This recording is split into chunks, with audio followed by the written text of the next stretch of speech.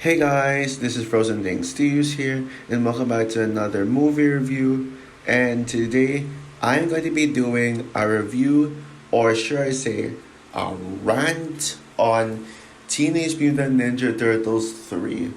So, Teenage Mutant Ninja Turtles 3 is the third and final installment in the 90s TMNT trilogy and came out in the year 1993 and is directed by Stuart Gillard and stars Paige Turco, Elias Coteas, Stuart Wilson, Sab Shimono, Vivian Wu, Mark Castle, Matt Hill, Jim Raposa, David Fraser, James Moray, etc. And so basically, the plot for this movie is about the turtles who receive a gift from April, and the gift is actually a scepter, although they know nothing about it. What this scepter does is that they transport like the person holding the scepter, they transport that person who holds it back in time to Japan, and then in exchange, in exchange, someone from that past will travel back to the present of the where the main character was so Abel gets transported back in time to Japan, and then this guy and a certain character who was in Japan would transport back in time, the transport to the future in New York, the present day where they were, and then the turtles must go back to Japan and rescue April. And oh my goodness, I'm seriously losing brain cells right now just explain the plot for this movie. I saw this movie back in 2016 for the first time alongside the second film, and to be honest, I never liked this movie to begin with. I was just bored out of my mind, and I was just straight up waiting for this movie to end, and I never really bothered seeing this ever again. Until recently when I had to revisit all the TMNT movies leading up to Mutant Mayhem. Yeah, because Mutant Mayhem is just right around the corner, and so just a quick recap on my thoughts on the first two movies. The first one's still my favorite Ninja Turtles movie. Well, until Mutant Mayhem comes out, I already know that Mutant Mayhem is gonna become my new favorite Ninja Turtles movie based on the looks of it, and based on how the trailers look, it shows a lot of potential. Yeah, but right now I think the '90s one still still is the standout from all the Ninja Turtles movies that have come out so far. But then you get to the Secret of the Pooh, which is one of the worst sequels ever made. Period. The more I think about it, the worse the movie gets. And yeah, this the like that movie is just awful. It's childish. It's annoying. It's cringeworthy. Like the turtles are just at their lowest of lows when it comes to the IQ. The action is fake. The action is way too fake. It's so obvious that they're just dancing instead of fighting. It's just annoying. And it just makes you cringe. And so I was actually kind of hoping that this movie would I was hoping that that Ninja Turtles 2 wouldn't be the worst one, because I know Ninja Turtles 2 has its defenders, Secret of the Ooze, but I'm sorry, I'm not one of them. It's just I just can't stand it. And also bringing back a dead character, well, actually, like character getting hurt, I mean, just no. I wasn't. I said in that review that I'm not sure which is worse, this or TMNT3, because I mean, this one really the second film was that bad, but the third film could be worse, because I just remember it being worse. But the second film just really pissed me off. So there was also the possibility that the third film could be better. But after revisiting the third film, Ninja Turtles 3, I gotta be honest, I actually prefer this over the second film. I will say that. I actually think this is better than the second film. So that means that Teenage Mutant Ninja Turtles 2, The Secret of the Pooh, is the worst Ninja Turtles movie. My least favorite Ninja Turtles movie. That one, I would actually much rather watch a boring movie than a movie that gives me extreme negative feelings and really angers me that I like keep thinking about how bad it is. Now, is this a bad movie? Well, no doubt it is a terrible movie. Yeah, this is my second worst Ninja Turtles movie, second only behind the Secret of the Ooze, and yeah, give me the Michael Bay movies any day over this in the second film. Ugh. But I will say though that there are actually some positives I had in the film. There are some minor redeeming qualities that well yeah, some redeeming qualities I have with the film. Okay, let's see now. What are my redeeming qualities? I will say yes, there are actually some pretty decent moments here. There's some scenes where like, okay, yeah, that's actually really good, and I'm enjoying this part so far. Um, no, yeah, there was a scene where this village was on fire, and then this kid named Yoshi was stuck in there. So Leonardo went inside the house to rescue Yoshi, and apparently Yoshi wasn't breathing, like he was dying, and then Leonardo was trying to bring him back to life, save his life by doing the pressing thing. I forgot what he called it, but I think pretty much every human being would do this method to save people's life. I'll just say it, like the pumping thing, like with the hands. Like I forgot how you describe it, but I actually took lessons of that back like in 2022. Last year I remember I took lessons of that, like summer lessons. Yeah, so I kind of know how to do it. So yeah, I like that Leonardo just did it without having magic and sorcery. He just did it like how a normal human being would. And guess what? Yeah, Yoshi is alive. And then like right after that scene, we actually get some really great bonding between Leonardo and Yoshi. Leonardo and Yoshi, we actually get to see a bit of bonding between them, and the bonding scenes are actually really nice. Yes, kind of a cute bonding. Not gonna lie. Um, not gonna lie. And not gonna lie.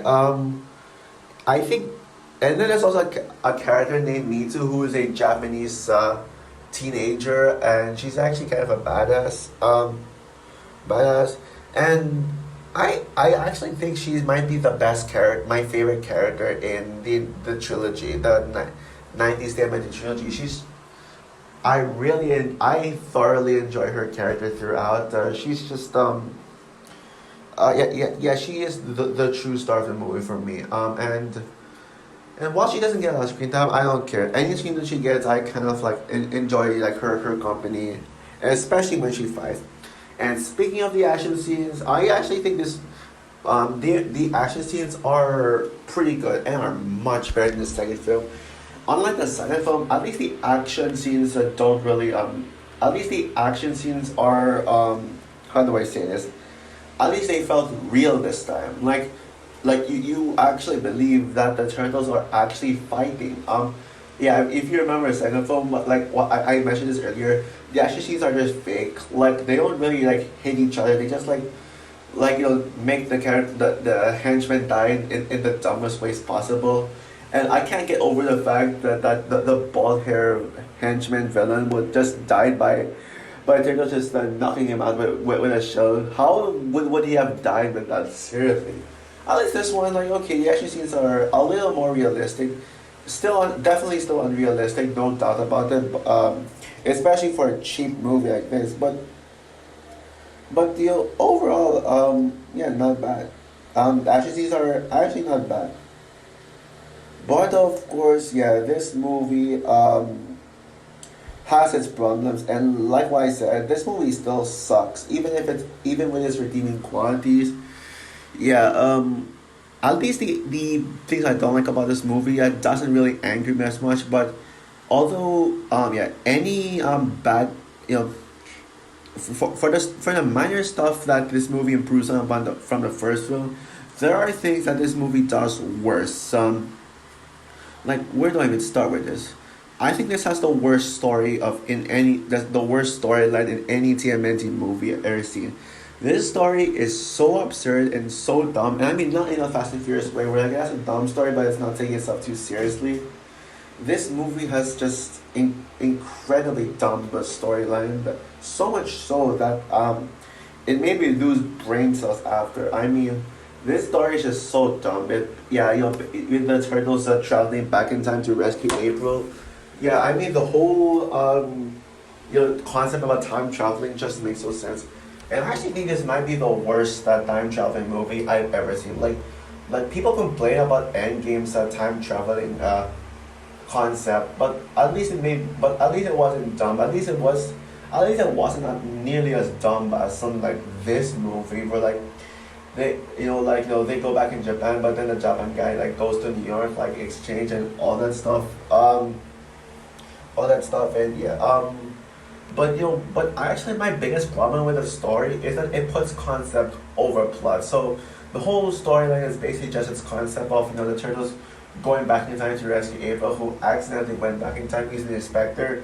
They stay there to find April, get the inspector, go back. Yeah. That sounds like pretty much a story that you could tell in like 20 minutes, like or even less than an hour. But considering that this is the longest Ninja Turtle of the in the trilogy, you have like oh boy, yeah, there is a lot of filler in this movie, and that's honestly the problem. There is no plot at all. It's just concept of just turtles going back in time. But you actually know what they actually do in Japan? Nothing. They just do nothing. This movie is just literally it's just the turtles wandering around Japan. They meet these characters. There's some really nice moments, but that doesn't change the fact that the story feels really non-existent in this movie. There's like no plot, and it just makes the movie incredibly boring. Yeah, this is probably the most boring of the Ninja Turtles movies. Like what I said, I take boring movies any day over annoying, idiotic movies that really pisses me off. Yeah, this movie at least didn't piss me off as much as the last one, but I honestly would rather rewatch Ninja Turtles 2 over this one because at least you can actually just make myself get angry. Like if I want to watch a movie that makes me get angry and rage, yeah, I rewatch Ninja Turtles 2, but like this wouldn't be my movie to make me angry. Even if I watch this movie just for the sake of wanting to get mad, I still wouldn't even get through this because of how boring it is. It's so slow. There's barely any action. It's just the turtles all walking around, wandering off, doing some dumb things, and yeah, my God, these turtles. Oh my God, they have such low IQs. Thankfully they're not as dumb as the second film, but yeah, they're still really bad in here, and it makes me question if they're even that teenagers, because teenagers are supposed to be smart, but these turtles they don't even have the age. They're just immature throughout. They argue for no reason. This is seen in the beginning of the film where Raph just rages just over not being able to train, and yeah, it's just hilarious. And and honestly, the designs of the turtles here, oh my God, they look cheap. Yeah, people have been complaining of calling CGI cheap lately, but this is the definition of cheap designs. I'm actually honestly having a hard time trying not to call this CGI because they're not CGI, they're actually practical effects. But I mean, come on, why is it that the designs just keep getting cheaper and cheaper and cheaper, uglier and uglier and uglier?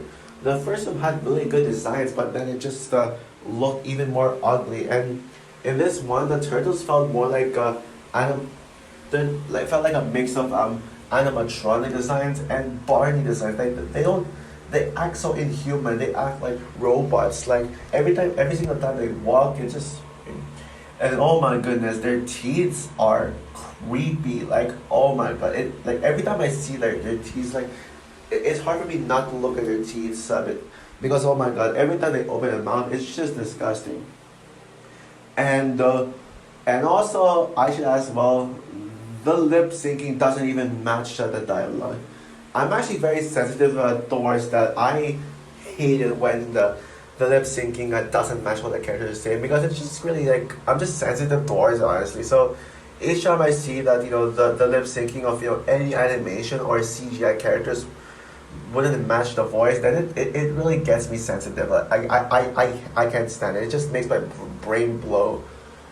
And even like when I'm watching a video and then I see that the lip syncing doesn't really match the voice, and obviously it's because of lag or something, I get sensitive towards that. So yeah, so whenever I see that a character where the lips are moving doesn't match the voice, then I have to point it out because it's just I I cannot stand it when they do that. It just makes me angry when I see that because it's just embarrassing.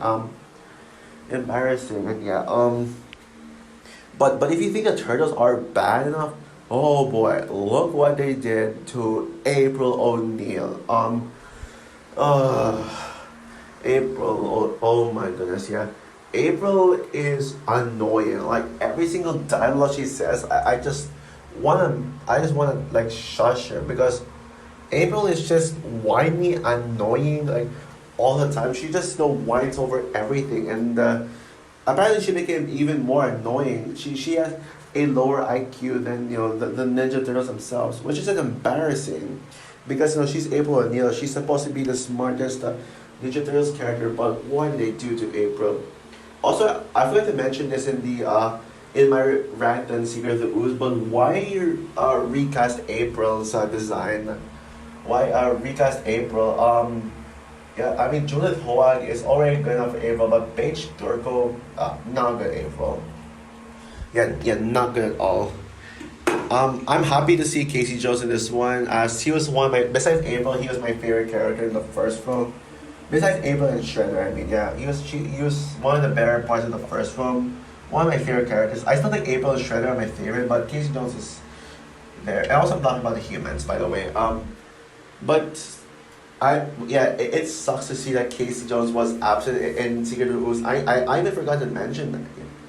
But in this movie, at least he is there, but he literally does nothing. All he does is just be like this drunk guy who just sits around and watches TV and looks after this Japanese guy who got affected by a Scepter's thing, by a Scepter's activation to yeah. The villain is super forgettable. Like he's just some British guy who just wanted to overthrow the Emperor of Japan and yada yada. I mean, he feels out of place he feels really out of place from a typical Ninja Turtles villain. Yeah, I like this movie. They bring Shire back and try to create an original villain, but that doesn't make him good in the slightest bit. Yeah. So overall, Teenage Mutant Ninja Turtles 3 is a little better than the second film in my opinion, but it still sucks. Yeah, this movie is boring. This movie is boring. It like literally nothing. There's no plot, nothing going on. Like the movie, this is the ugliest looking Ninja Turtles movie I've ever seen. The designs are horrendous. The characters are annoying, and this has the worst plot concept in any Ninja Turtles movie. Yeah, you can see that I had this bored tone throughout, but maybe because I'm kind of tired. But it's just I just didn't want. I didn't even feel like talking about this, but I had to. Yeah. So yeah, with that said, I'm gonna give Teenage Mutant Ninja Turtles 3 a 2 out of 10, a very low 2, very close to getting a 1. So for my rant at Teenage Mutant Ninja Turtles 3, what is your opinion on this movie? Do you agree with me that this is better than the second film, but it still sucks? Or do you think that this is the worst Ninja Turtles movie? I think we can all agree that this movie is bad because I don't know anyone who likes this movie, seriously.